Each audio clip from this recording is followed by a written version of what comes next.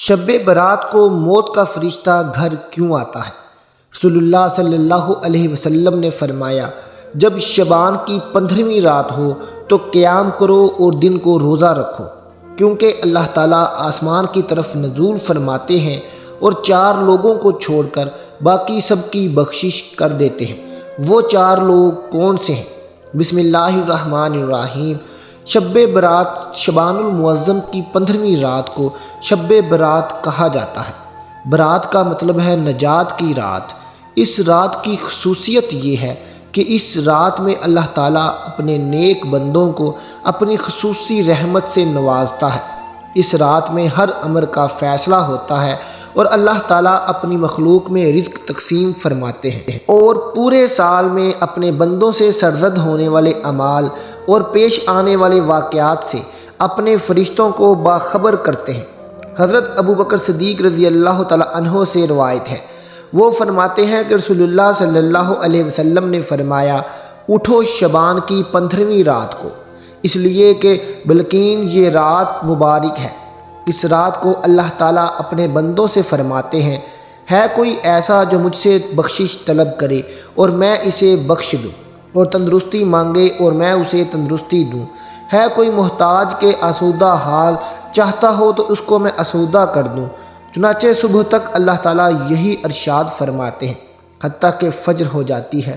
حضرت علی رضی اللہ تعالیٰ عنہ سے روایت ہے کہ رسول اللہ صلی اللہ علیہ وسلم نے فرمایا، جب شعبان کی 15ویں رات ہو تو قیام کرو اور دن کو روزہ رکھو، کیونکہ نصف شعبان کی رات سورج غروب ہوتے ہی اللہ تعالیٰ آسمان کی طرف نزول فرماتے ہیں اور 4 لوگوں کو چھوڑ کر باقی سب کی بخشش کر دیتے ہیں۔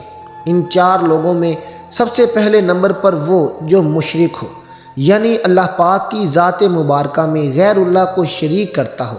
دوسرا وہ جو اپنے دلوں میں دوسروں کے لیے کینہ رکھتا ہو۔ تیسرا وہ جو رشتہ داروں سے قطع تعلق کرتے ہوں۔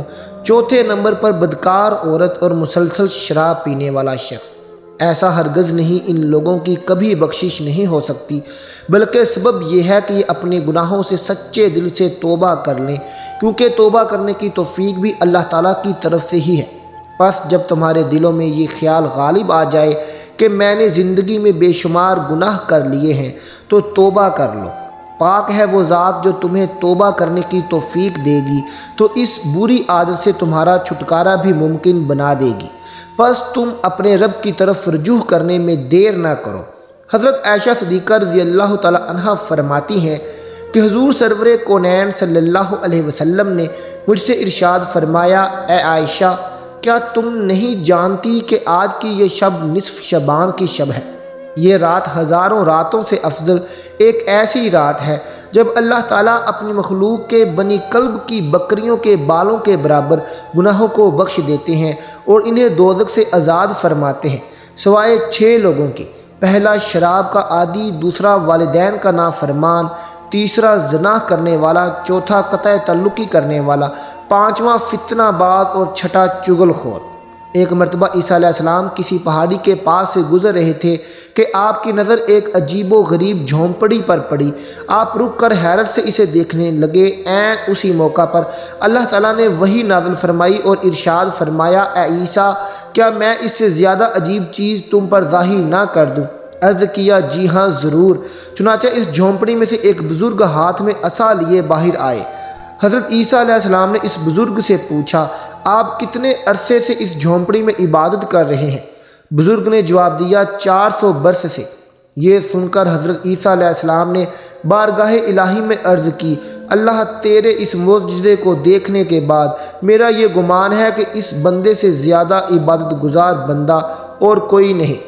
اللہ تعالیٰ نے ارشاد فرمایا، اے عیسیٰ، میرے محبوب نبی کے امتی کا شعبان کے مہینے کی آدھی رات کی عبادت میں 2 نوافل نماز ادا کر لینا اس بزرگ کی 400 برس کی عبادت سے افضل ہے۔ حضرت ابو ہریرہ رضی اللہ تعالی عنہ فرماتے ہیں کہ حضور صلی اللہ علیہ وسلم نے فرمایا، میرے پاس آدھی شعبان کی رات میں جبرائیل امین علیہ السلام تشریف لائے اور عرض کرنے لگے، اے اللہ کے رسول صلی اللہ علیہ وسلم، اپنا سر مبارک آسمان کی طرف اٹھائیے۔ میں نے ان سے دریافت کیا، ایسا کیوں؟ اس رات میں ایسا کیا ہے؟ حضرت جبرائیل امین علیہ السلام فرمانے لگے، یہ وہ رات ہے جس رات اللہ تعالیٰ رحمت کے 300 دروازے کھول دیتے ہیں اور ہر اس انسان کو بخش دیتے ہیں جس نے اس کے ساتھ کسی کو شریک نہ ٹھہرایا ہو، بشرطے کہ وہ جادوگر نہ ہو، سود خور نہ ہو، زانی نہ ہو، شراب کا عادی نہ ہو۔ ان لوگوں کے اللہ تعالیٰ اس وقت تک بخشش نہیں فرماتی جب تک کہ وہ توبہ نہ کر لیں۔ ماہ شعبان کی 15ویں شب کے بارے میں حضرت صلی اللہ علیہ وسلم فرماتے ہیں، اے عائشہ، کیا تم جانتی ہو اس رات میں کیا ہوتا ہے؟ عرض کیا، یا رسول اللہ، آپ بتلائیے اس میں کیا ہوتا ہے؟ تو آپ نے فرمایا، اس رات کی فضیلت یہ ہے کہ آدم علیہ السلام کی اولاد میں سے جو شخص اس سال پیدا ہوگا اور جو اس سال میں مرے گا، اس کا مرنا اور پیدا ہونا لکھا جاتا ہے، اور جو فرشتے ان کاموں پر مقرر ہیں ان کو اس امر کی اطلاع دی جاتی ہے، اور جتنا رزق مخلوق کو اس برس میں ملے گا سب لکھ دیا جاتا ہے۔ اور اس 15ویں رات اللہ تعالیٰ سورج ڈوبتے ہی اس دنیا کے اوپر جو آسمان ہے اس پر تشریف لے آتے ہیں اور ارشاد فرماتے ہیں، ہے کوئی مجھ سے بخشش کا طلبگار ہو، رزق چاہتا ہو، مصیبت کا مارا ہو، دعا کرے تو میں اس کی مصیبت کو دور کر دوں گا۔ اسی طرح صبح ہونے تک ارشاد فرماتے ہیں، پس بندوں کو چاہیے کہ اس رات خوب عبادت کریں، اپنے گناہوں کی معافی مانگیں اور 15ویں کا روزہ رکھیں۔ اللہ تعالیٰ اس رات میں اپنی مہربانی سے بے شمار بندوں کو بخش دیتا ہے، مگر کافر، مشرک، کینہ رکھنے والا اور قاتل کو نہیں بخشتا۔ حضرت عائشہ صدیقہ رضی اللہ تعالیٰ عنہ نے فرمایا، ایک رات میں نے رسول اللہ صلی اللہ علیہ وسلم کو بستر پر نہ پایا تو میں پریشان ہو گئی۔ میں آپ کی تلاش میں گھر سے باہر نکلی، میں نے دیکھا کہ آپ جنت البقیع کے قبرستان میں موجود ہیں اور آپ کا سر مبارک آسمان کی طرف اٹھا ہوا ہے۔ اس رات اللہ تعالیٰ آسمان پر تشریف فرماتے ہیں اور بنی کلب کی بکریوں کے بالوں کے برابر انسانوں کو دوزخ سے آزاد کرتے ہیں۔ پھر فرمایا، کیا تم آج رات مجھے عبادت کی آزادی دیتی ہو؟ میں نے عرض کیا، ضرور۔ پھر آپ نے نماز پڑھنا شروع کر دی اور قیام میں تخفیف کی، سورۃ فاتحہ اور ایک چھوٹی سی آیت پڑھی، اور پھر آپ سجدے میں چلے گئے۔ پھر آدھی رات تک سجدے میں رہے، پھر کھڑے ہو کر دوسری رکعت پڑھی اور پہلی رکعت کی طرح اس میں بھی قرات فرمائی اور چھوٹی سورت پڑھی۔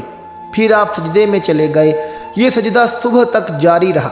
میں دیکھتی رہی، جب آپ کو سجدے میں گئے زیادہ دیر ہو گئی تو مجھے اندیشہ ہو گیا کہ کہیں اللہ تعالیٰ نے اپنے رسول صلی اللہ علیہ وسلم کی روح مبارک کو قبض تو نہیں کر لیا۔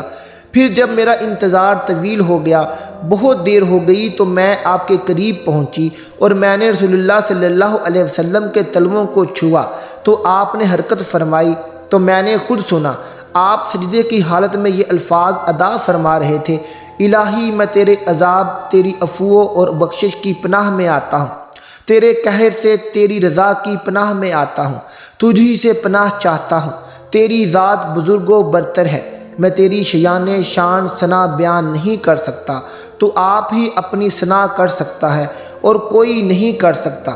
صبح کو میں نے عرض کیا، کیا آپ سجدے میں ایسے کلمات ادا فرما رہے تھے کہ ویسے کلمات آپ کو ادا کرتے ہوئے میں نے کبھی نہیں سنا؟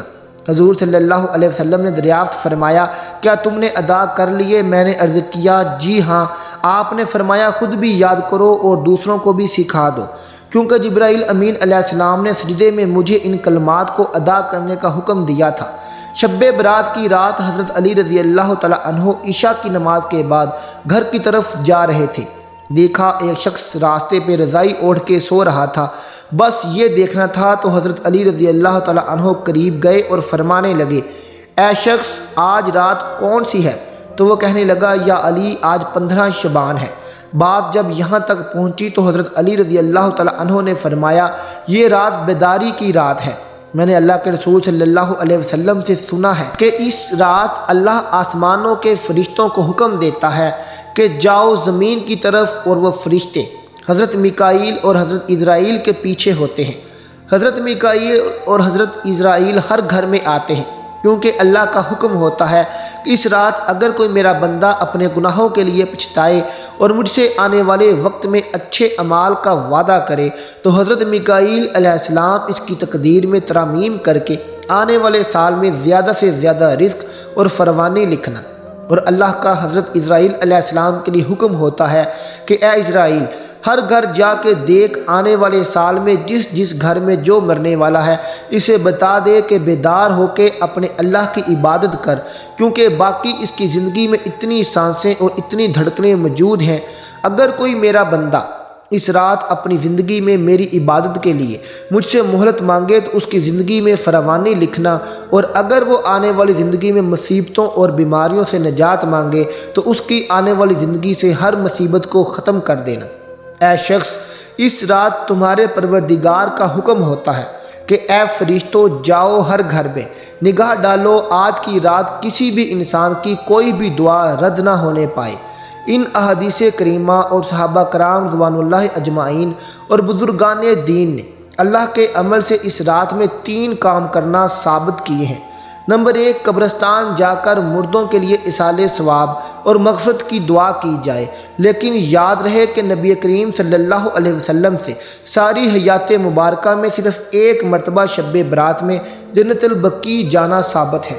اس لیے اگر کوئی شخص زندگی میں 1 مرتبہ بھی اتباع سنت کی نیت سے چلا جائے تو اجر و ثواب کا باعث ہے، لیکن پھول پتیاں، چادر چڑھاوے اور چراغاں کا اہتمام کرنا اور ہر سال جانے کو لازم سمجھنا، اس کو شب برات کے ارکان میں داخل کرنا ٹھیک نہیں ہے۔ جو چیز نبی کریم صلی اللہ علیہ وسلم سے جس درجے میں ثابت ہے اس کو اسی درجے میں رکھنا چاہیے، اس کا نام اتباع اور دین ہے۔ نمبر 2، اس رات میں نوافل، تلاوت، ذکر و اذکار کا اہتمام کرنا۔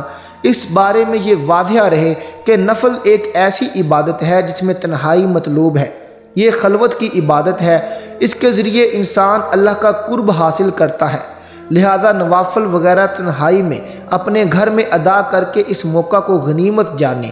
نوافل کی جماعت اور مخصوص طریقہ اپنانا درست نہیں ہے۔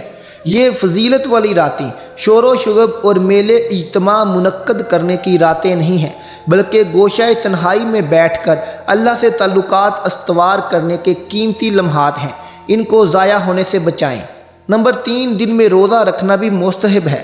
ایک تو اس بارے میں حضرت علی رضی اللہ تعالیٰ عنہ کی روایت ہے، اور دوسرا یہ کہ نبی کریم صلی اللہ علیہ وسلم ہر ماہ ایام بیض کے روزوں کا اہتمام فرماتے تھے، لہذا اس نیت سے روزہ رکھا جائے تو موجب اجر و ثواب ہوگا۔